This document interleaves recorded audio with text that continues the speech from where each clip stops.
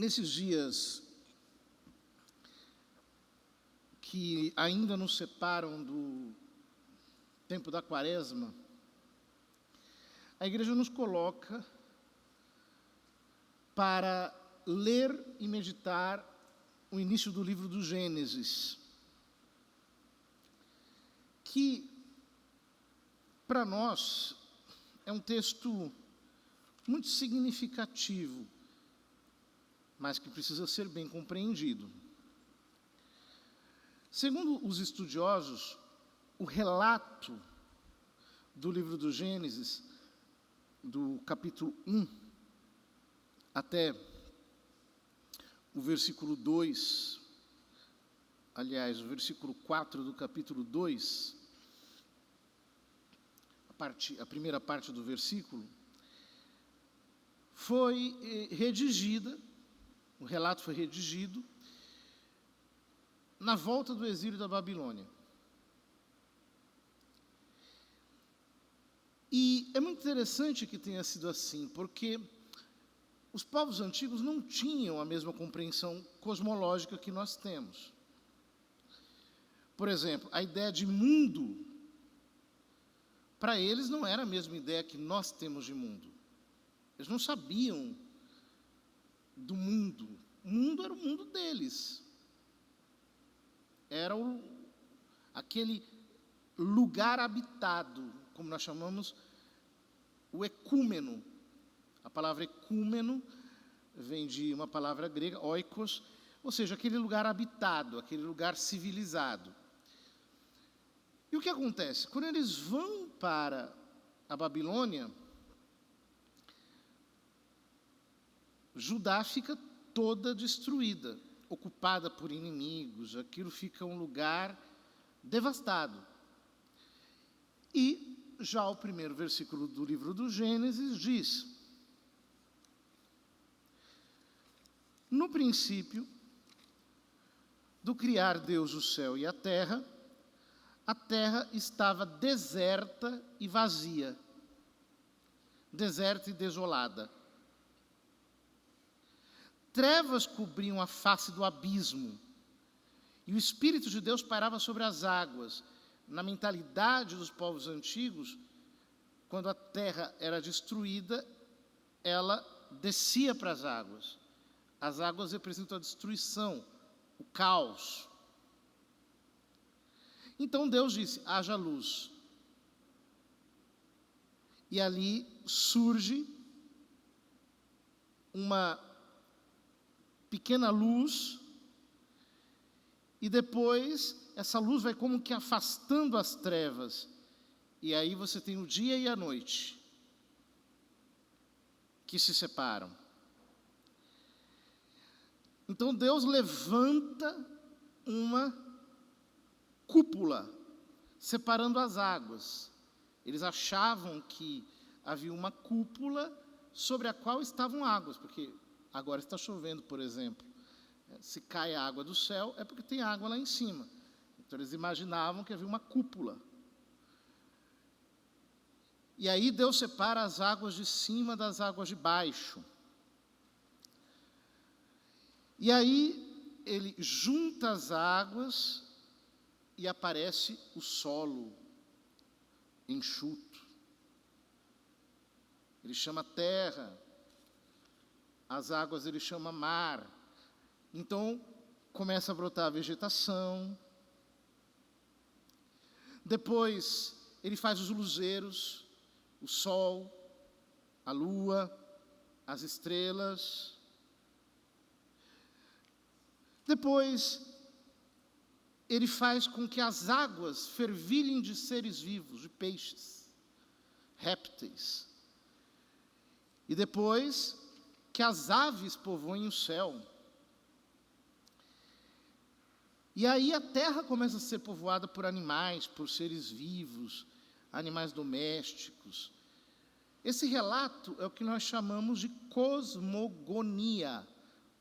É uma junção de palavras gregas que significam a origem do cosmos, o nascimento de um cosmos, Deus fazendo tudo de novo. Nós lemos no profeta Isaías exatamente essa expressão acerca do povo que volta do exílio. Que um povo criado louve a Deus. Que o povo criado, ou seja, aquilo vai começar de novo, vai começar do zero, vai ser restaurado. Deus fazendo aquilo de novo, fazendo com que haja vida, antes tinha morte, haja ordem, antes tinha caos. É Deus que faz tudo recomeçar de novo. Então, o versículo 27 diz: e Deus criou o homem à sua imagem, a imagem de Deus ele o criou, homem e mulher os criou. É muito interessante, porque nos povos antigos havia a ideia de que o rei é uma imagem de Deus. Em que sentido? É como se Deus tivesse um bonequinho, que é uma imagem dele, que é uma representação dele. Para os povos antigos, Deus e os deuses, como os povos pagãos imaginavam, eram pessoas como nós, inclusive de carne e osso, que estavam lá em cima da abóboda.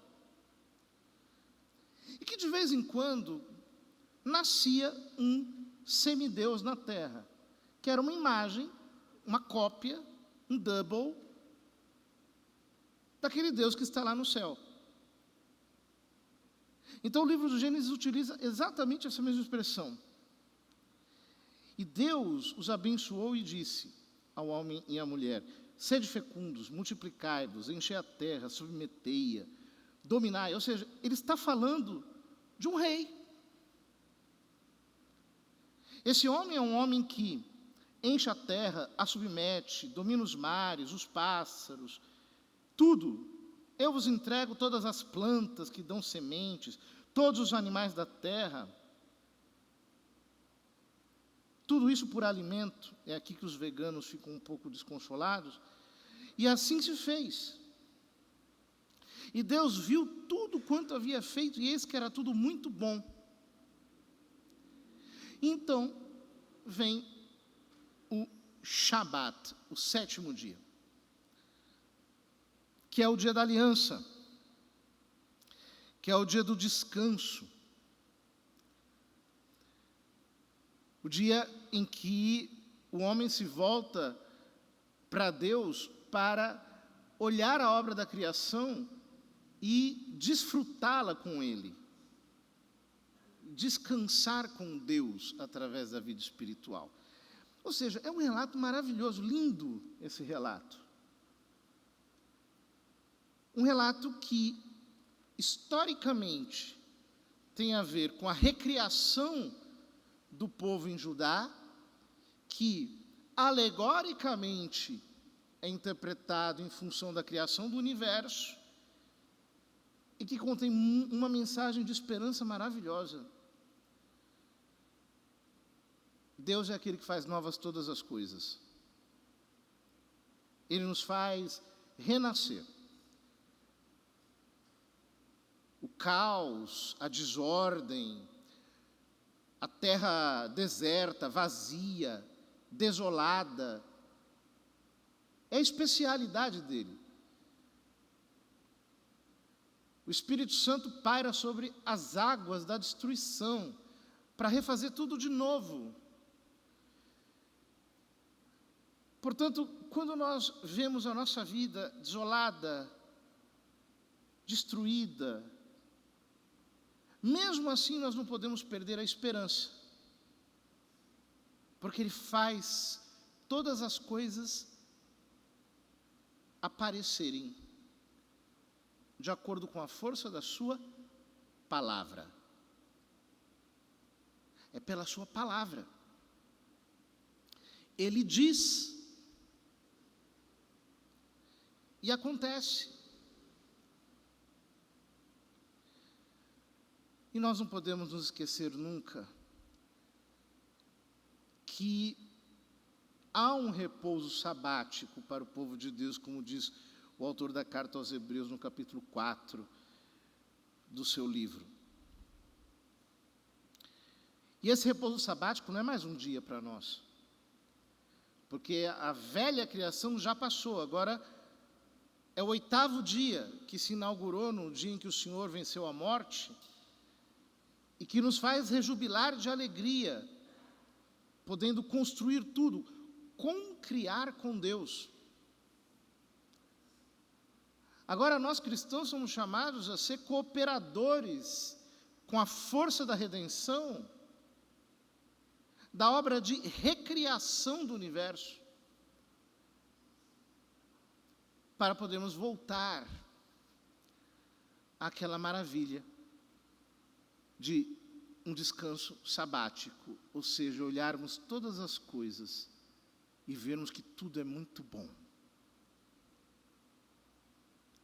O céu é bom, a terra é boa, a água é boa, as flores são boas, os frutos, as árvores, os animais, é tudo isso muito bom.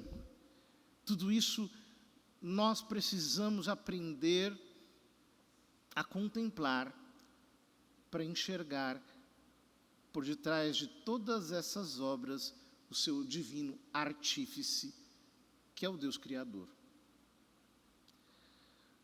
Peçamos ao Senhor que nos conceda esse olhar contemplativo, esse olhar sabático. Nós vivemos num tempo em que todo mundo quer apenas trabalhar. Como dizia a Hannah Arendt, o homem moderno é homo faber, o homem que trabalha, o homem que fabrica. Mas há um repouso sabático para o povo de Deus. Quando nós olhamos o trabalho que Deus fez no universo para a sua glória. Se nós pensarmos, existem seres que nós não conhecemos, dentro desse planeta, não fora. No profundo dos oceanos, no profundo das montanhas, nos lugares mais remotos, abaixo da terra, que nós nunca veremos, que existem apenas para glorificar a Deus, somente para isso.